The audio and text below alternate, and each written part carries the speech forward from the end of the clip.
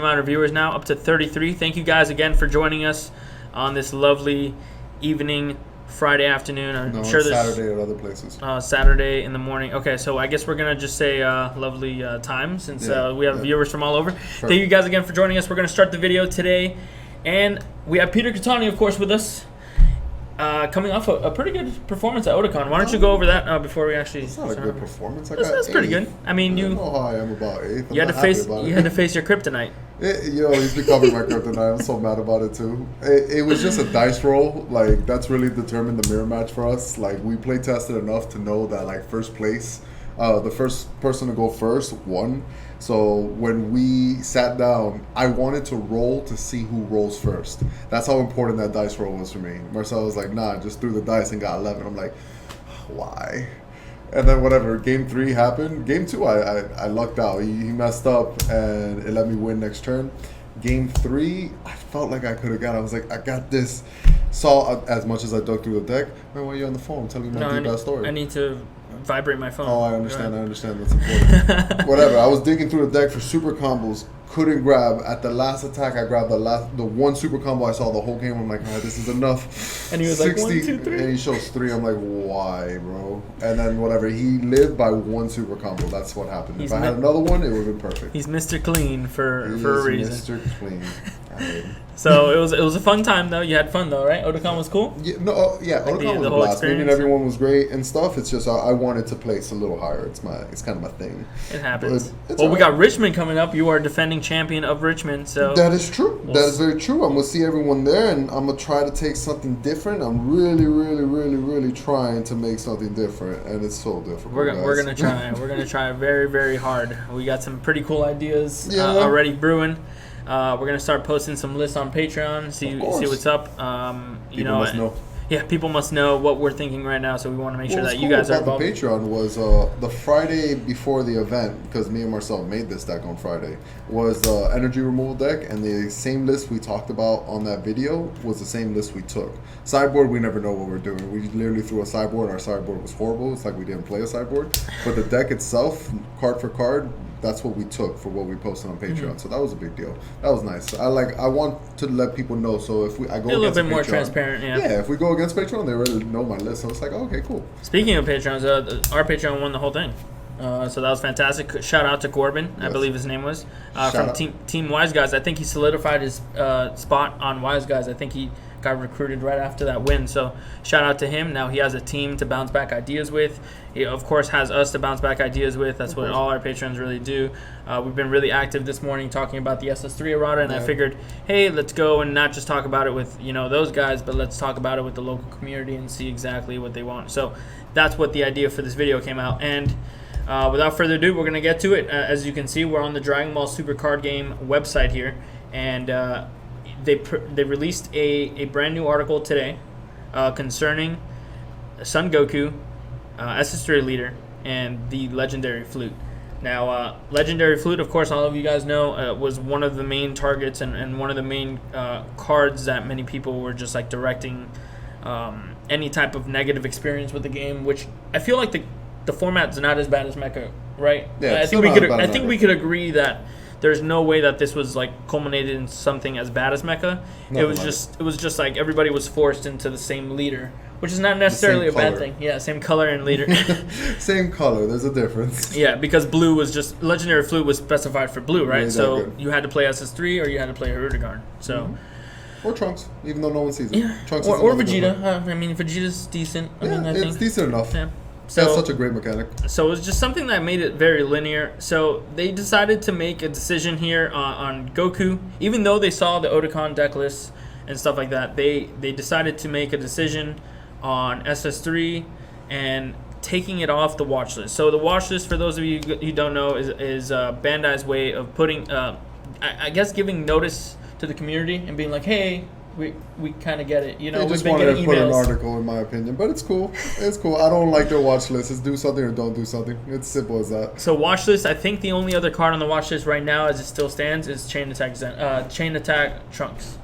CAT. Yeah, it was on the watch list. Yes, for not us, for them. No. I believe so. I'm pretty sure it still is because it was on the watch list, and then it stayed on there for a while. I don't think it ever got cut off. I might be mistaken. Tell him he's wrong. Let me know. It's not on the watch list. I'm fairly certain that was on the. I know it was on the watch list. I don't know if they took it off or if it's still on there. I didn't see an article saying that, hey, we're taking it off, kind of like this. So I'm fairly certain it's still there, but they didn't address it. So SS3, they decided, hey, even though it's taking up 50, 60, 70% of the meta, let's just let's take our eyes off of it. Let's just not consider this a problem. So what do you think about that decision? Really quick, before anything, Marcel, since you're on our thing, let's first apologize to the community because this is half our fault. One, in Gen Con, the fact that I didn't beat you showed that SS3 was beatable. That was the first mistake.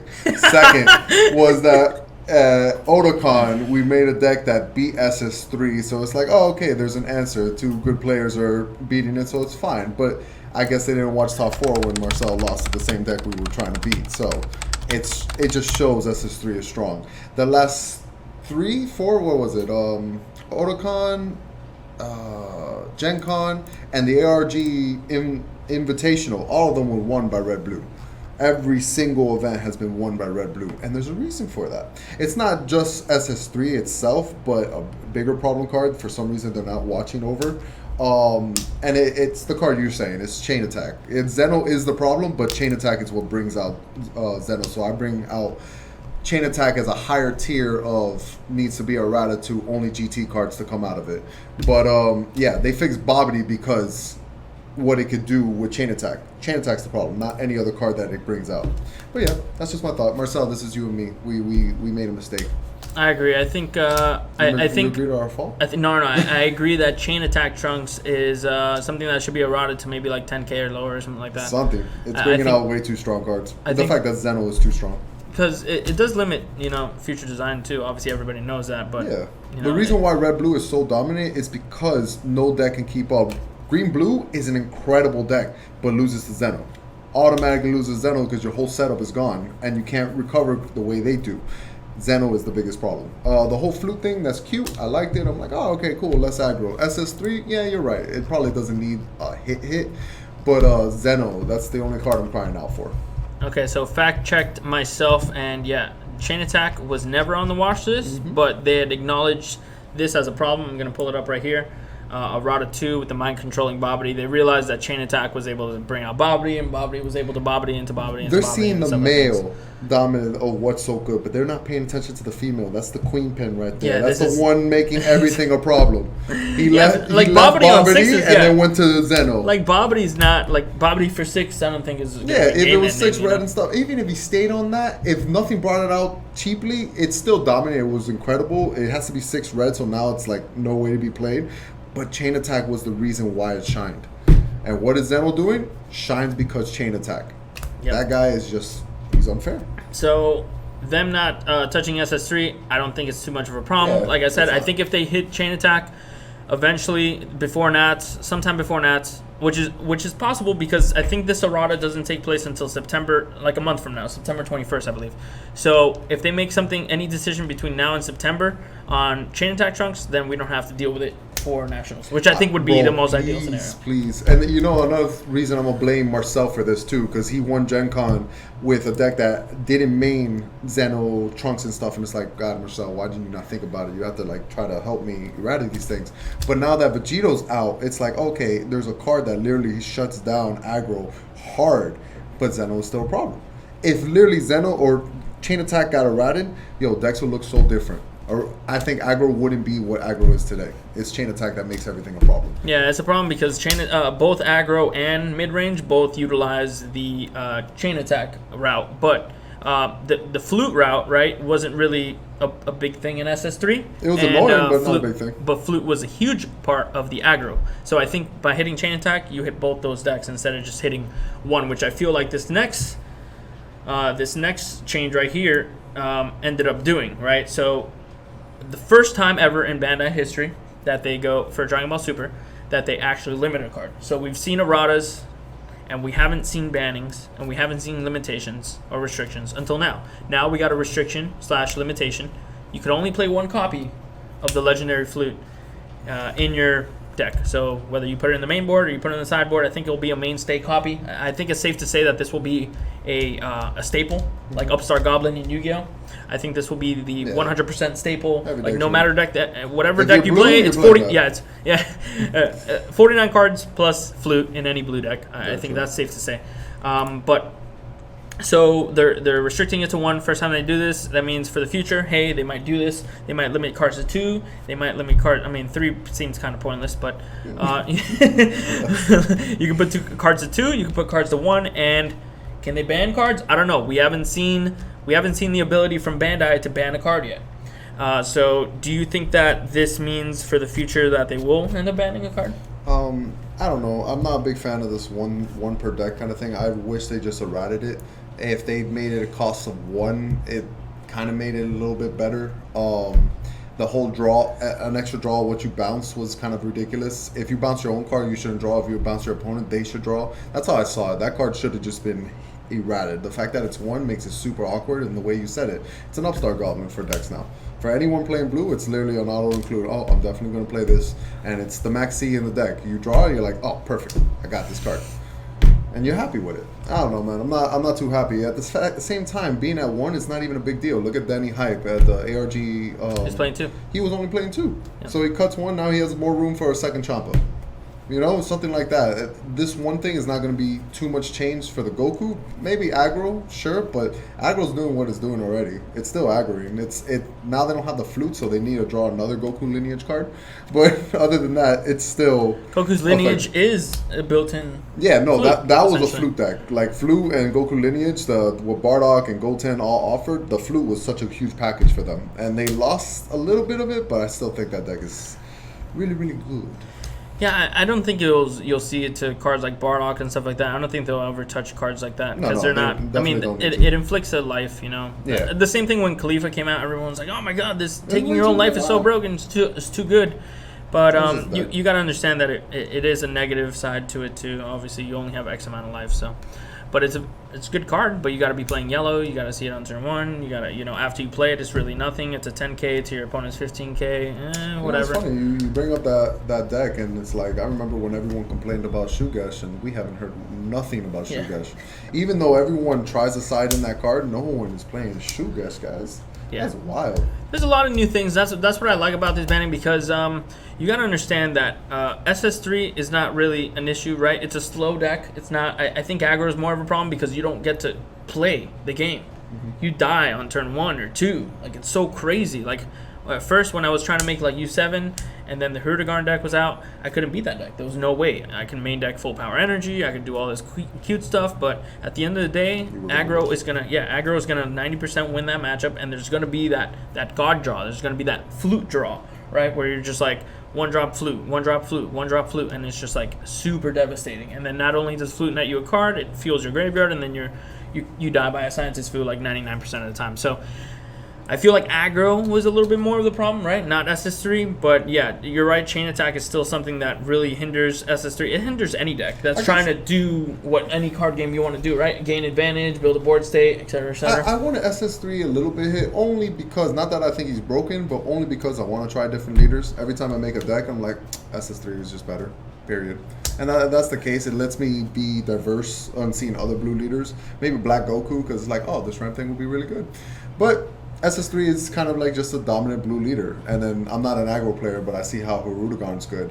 The reason I want Trunks to be hit, or the Zeno play thing to be hit, is because I would like to play the 9-drop Hirudegarn. The fact that every deck is now running Chain Attack Zeno, it's like there's no point, but I think that 9-drop is incredible, and I would like to play a control deck like that, but I haven't been able to enjoy this game because of Zeno, so yeah, that's a thing for me. I'm just complaining about Zeno, guys. I'm sorry. Yeah. No, I mean, I understand. We've all been on the other side of Zeno. We have all been on the winning side of Zeno too. I haven't been able to play that. I literally hate Zeno so much that I won't play it. Really? Yeah. That's your Vegeta? That's your new Vegeta? That's my new Vegeta. Yeah, that's a great example. Once I hit a card, that's it. I can't play it. That's so funny. So, yeah, pretty much other than that, they limited it to 1. But the thing is that I feel like other decks will be able to be played now. Other people will be like, okay, now we're not in a format where you need to live by turn 2, turn 3. You have to play like 8, 12, 16 negates to live. Now you're just facing down an SS3 deck, which Zeno's always going to be in the back of your mind. Yes. But as long as you have cards that are good, like you see the red deck, they have Enraged Gohan. They have, the Burst Attack Gohan. Yeah. They have Kefla. Things that are good off the top deck. Red. Scientist Fu. But you're Now, saying we'll get red. you back into... You're saying red. Yeah, exactly. Red cards. If you're not playing red, what do you play? Hit. Red. Yeah, I know. So you can beat Zeno if you're playing red. That's what I understood. I'm not playing red. So see my problem? My dilemma? I'm losing to Zeno. So... Man, it's so frustrating. I'm really trying not to play red. It's not an easy decision, but I think there's a lot of decks that now have a chance, right? So we were looking at, a yellow leader, for example, that's something that plays gold bloodless, or maybe you can play. That's sad that I'm looking at gold bloodless only because. Well, that's good Zeno. because it got forgotten. I think those are decks that were just like completely forgotten because not only Cronoa, but it was just like, I can't beat the aggro deck. I can't live. Like this strategy was only good against mid-range decks. Now you got mid-range as the deck to beat, right? So I feel like it does open up the window a little bit, right? Even though the SS3 feels like it has a step ahead just because obviously the energy ahead and stuff like that. It's a very powerful leader, but who knows? Like, people are going to try new decks. I think the meta is going to inherently just change, right? And we'll see how it goes, but I really do think even if nothing changes, that Chain Attack is definitely the card that needs to, like, eventually, get before Nats, guys. hit. Before Nats would be great. Like, it's good because they give us this change, like I said, right by September, which is, September, October, and then there's November, which is Nationals. So you still have a bunch of time. So wait, you didn't acknowledge anything about my birthday. No, I don't think it's that important. Nationals, I think is it the same day as Nationals? Could be at this point. November 11th or something? No, it's 26. Oh, it's 26. Oh, yeah. Everybody's It's a not nice gonna. This is a nice number. But I think closing thoughts here is I think it's a step in the right direction, right? Obviously, they're not gonna. I don't think they're gonna 100% get it right. Like every single time that they make a public statement or public article about the state of the game, right? We weren't in a bad place like we were in Mecha Frieza, which is huge because they not only released the Ultimate Box, but they released set 4, right? That were both into the pond after Mecha Frieza. Yeah. So things could have gone completely terrible and out the door, especially for a newer company like Bandai just coming off their first year, getting excited, maybe not thinking about card design, but there was really nothing. I mean, Flute was their mess up for this set. They acknowledged it. They didn't ban it. They put it to 1, which I think is fine. And, now you're just dealing with something from set 3 that's getting better and better, and something from set 3 as well, which is Chain Attack Zeno. Granted, it's from the structure decks. It's still from set 3. I feel like that's the only reason it's That not will hitting. eventually- They're like, oh, we want people about the it's a structure starter deck, yeah. I mean, but that's why they don't have to hit it. They just got to errata it. They just got to be like 10k or less, and boom, easy. It's just like Bobbity. Boom, red energy. Boom, done. Whether they just need to hit that. I really hope that they don't hit Zeno, because Zeno on 7 seemed completely fair. Yes. And I think it's fine. Fair. Yeah, it's super fair. Leave Zeno there at 7, but I can't be getting Zenoed on turn 2 or turn 3. Like That's that is like just GT cards only. that is just GT cards only. That'd be cool too. That would be perfect for him. There's That's a few. exactly what he was supposed There's a to few do. ways that you can like approach him and just make him, just a little bit worse, But other than that, I think it's a great. I love the flute hit. Like, is there anything that you have against like the flute thing? Like, I think we all agree I that was flute 100% when they did 4 flutes in one turn. I'm just like, it happens. But never did I ever feel the same way when they Zeno me. I'm just like, I hate that card. As I'm shuffling, I'm saying, I hate that card. Please let me get a playable. Right? 5 cards. It's one of those, like, man, I'd rather just play Hearthstone. ARG. It's my God, I but hate Zeno. I don't think it's, like I said, I don't think we're in the worst position ever. I think this is a step forward, and I think they kind of got the idea a little bit. If they don't want to errata cards, that's fine. Just change the number of Zeno to 16. Jackal 16. Make Zeno 16. Perfect. That's funny how there's so little cards at that 16. No, even then, that Goku that's 27.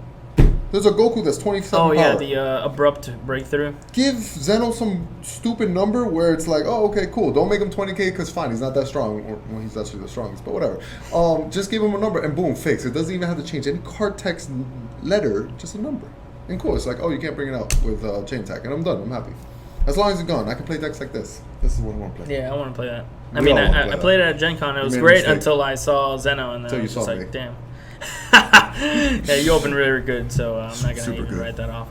But fantastic. Thank you guys for joining us. Over 50 viewers the whole time. Really appreciate it, guys. This will be found on YouTube, so anybody who missed it or joined in late, you'll be able to go back to it.